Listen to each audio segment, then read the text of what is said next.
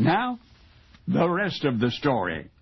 Did you hear the one about the traveling salesman? I mean a real-life traveling salesman. Name was John Gates. He had a product nobody wanted.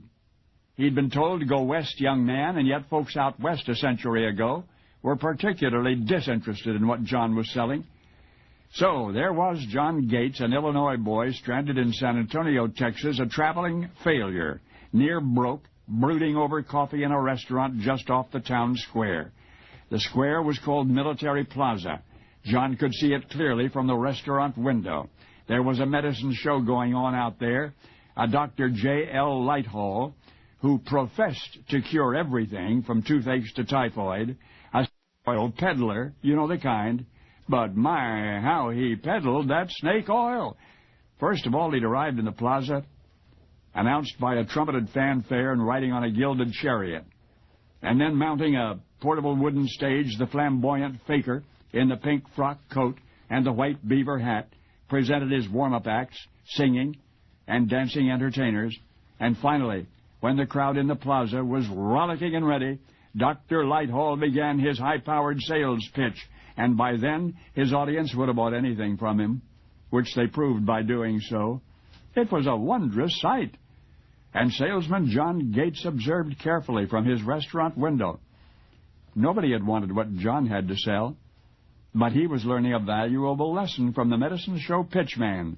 A good salesman does not wait for a demand. He creates demand. So, next day, John began preparations for his own demonstration in San Antonio's Military Plaza. And not only did he intend to prove his product worked, but he would take big money bets to that effect. The mayor of San Antonio sought for permission to make this demonstration and was slow to grant it. After all, if John's product did not work, it could mean disaster. He could wreck the whole town. But John did his best to reassure the establishment, and the date of the grand event was set. John drew quite a crowd that day. Oh, they knew what John was trying to do was dangerous, but that was part of the fascination for the rugged ranchers and the tough cowhands. Young John Gates wasn't worried a bit. He knew the rest of the story.